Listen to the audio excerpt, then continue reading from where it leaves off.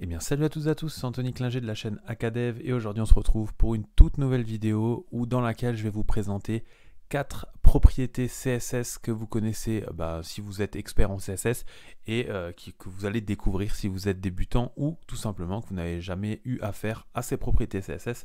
Sachez que les 4 propriétés que je vais vous montrer résolvent un grand nombre de problèmes qu'on avait auparavant et qu'on utilisait avec du JavaScript du coup pour pallier à ça. Et bien maintenant, il y a beaucoup de fonctionnalités natives CSS qui vous permettent de faire beaucoup de choses que justement avant, on mettait beaucoup de temps à faire.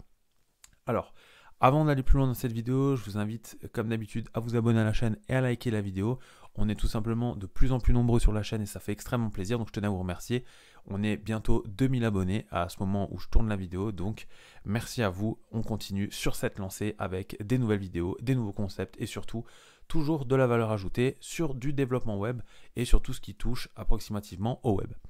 On retourne à la vidéo et on va commencer tout simplement avec la première propriété CSS. Alors celle-là, je pense que la majorité d'entre vous et de ceux qui suivent la chaîne, vous la connaissez déjà, c'est aspect ratio. Alors aspect ratio, ça va vous servir à faire quoi? Ça va tout simplement vous servir à créer, si vous voulez, des éléments qui auront un aspect du coup avec un ratio défini. Alors là, tel quel, je viens juste de vous décrire concrètement le nom de la propriété CSS, mais je vais vous montrer directement à quoi ça ressemble. Donc déjà, vous pouvez aller sur W3School si jamais vous avez besoin de plus d'informations.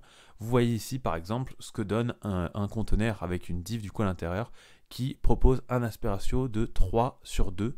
Donc concrètement, comment ça se lit le 3/2? Ça se lit en width et height. Donc c'est-à-dire que si vous avez un 3/2, grosso modo, le ratio crée un rectangle qui va créer 3 fractions pour 2 fractions.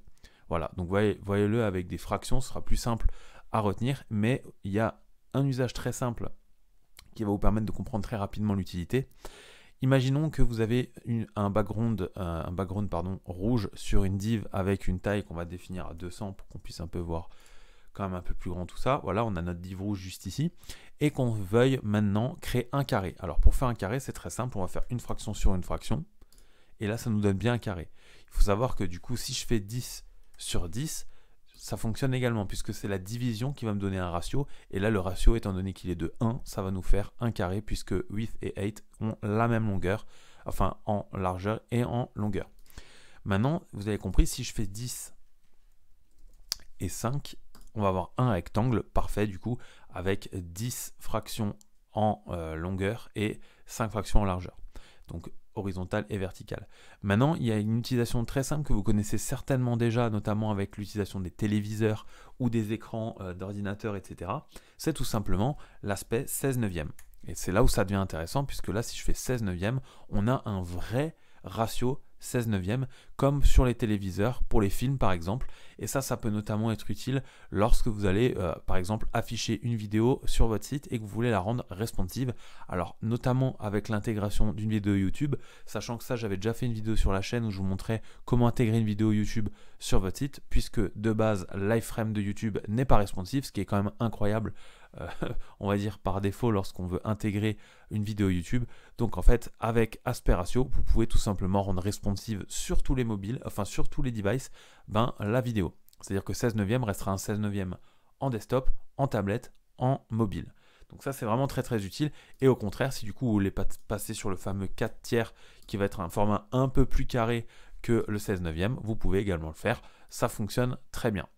Voilà pour ce qui est du coup de aspect ratio. Donc c'est une propriété qui est quand même très très utile je trouve et qui se combine bien en général avec du coup quand on veut donner par exemple une base à une div parente et qu'on met une image à l'intérieur, on a juste à faire un object fit cover dedans et ça nous crée du coup une div cohérente, notamment lorsqu'on a par exemple des headers où on veut une image en fond.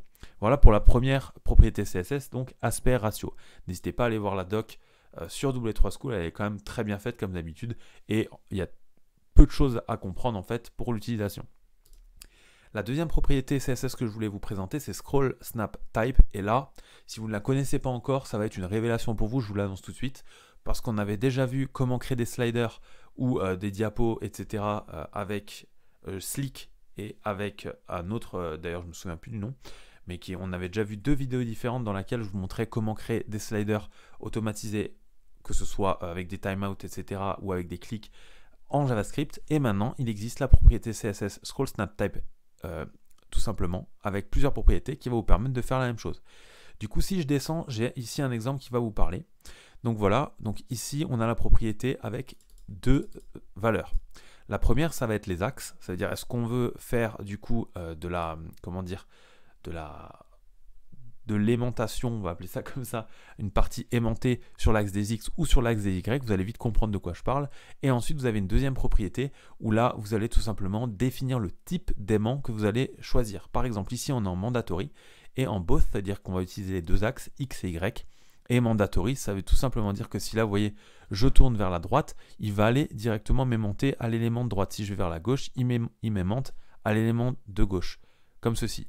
Même si vous voyez qu'ici, voilà, si je dépasse en fait le milieu, tout simplement, il va aller me chercher la div d'après, comme ceci, et bien se placer dans ma div parente, ce qui fait que du coup, on a un slider qui est propre et qui va nous permettre également de faire des principes de drag, notamment sur les avis, quand on a des avis qu'on affiche sur nos sites web. Donc je le rappelle, both, c'est pour l'axe qu'on choisit. On peut mettre juste X si on veut uniquement faire un slider sur X. On peut mettre Y si on veut faire un slider sur Y. Vous voyez que ça marche très bien. Et enfin, mandatory, c'est juste la méthode d'aimantation. Par exemple, ici, j'ai scroll, snap, tap, both, proximity. Et ben en fait, là, du coup, on est de nouveau sur les deux côtés. Mais vous voyez que là, on sent beaucoup plus la partie aimantée. C'est-à-dire que là, voilà, notamment, si je descends un peu trop, voilà, si je vais là, par exemple, il va revenir sur le bleu. Voilà, comme ceci, tout simplement. Et si je descends un peu trop, il va mettre toute la div. Donc ça, c'est vraiment très très utile. Je vous laisse aller voir la doc CSS. Là, c'était vraiment pour vous présenter d'un point de vue assez large la propriété scroll snap type, qui est quand même très très utile et que j'utilise maintenant sur quasiment tous mes sites où j'ai besoin d'un slider ou d'une diapo. Donc c'est vraiment très très utile et ça vous permet d'enlever, on va dire, une quinzaine de lignes en JavaScript ou 2 lignes ou 3 lignes quand on appelle des CDN. Donc très très utile, je recommande fortement Scroll Snap Type qui du coup est évidemment responsive, donc n'hésitez pas à l'utiliser. La troisième propriété qu'on va voir aujourd'hui, c'est Backdrop Filter, et là vous allez également être étonné si vous n'avez jamais eu affaire à ce genre de propriété. Et quoi de mieux qu'un exemple pour vous parler de ça. Alors ici on a par exemple deux divs, on a une première div qui contient du coup un background ici avec une fleur, et on a ensuite une div à l'intérieur, vous voyez juste ici, Transbox, qui est ici au milieu, qui est centrée du coup grâce à un display flex. Alors maintenant, comment en fait on va faire pour ajouter un filtre finalement sur le background d'une div? Parce que c'est ça que veut dire backdrop filter, c'est tout simplement dire qu'on veut au même titre que lorsqu'on met un filtre sur une image, et bien là on veut le mettre tout simplement sur le fond d'une div. Donc là par exemple si j'ai un background color qui est blanc avec 40% d'opacité, et ben je peux utiliser WebKit Backdrop Filter ou tout simplement Backdrop Filter d'un point de vue général pour ajouter un filtre. Donc là vous avez, et c'est écrit juste ici, tous les filtres disponibles en filtres normaux habituels que vous pouvez utiliser du coup ici en propriété Backdrop Filter, et vous voyez qu'ici en rajoutant blur 5 pixels on arrive à avoir sur notre fond 5 pixels de flou. Alors sur un fond qui est uniforme ou avec un dégradé, on va pas se mentir, ça sert pas à grand chose parce qu'on peut déjà quasiment tout faire si ce n'est le blur. Par contre, si derrière vous avez un média, et c'est souvent là que c'est utilisé, par exemple, on le voit souvent sur des headers d'articles ou des choses comme ça où on a un média en fond, vous pouvez tout simplement ajouter Backdrop Filter et ça vous évite de modifier l'image directement ou d'ajouter un before ou un after dessus ou une div ou une que sais-je.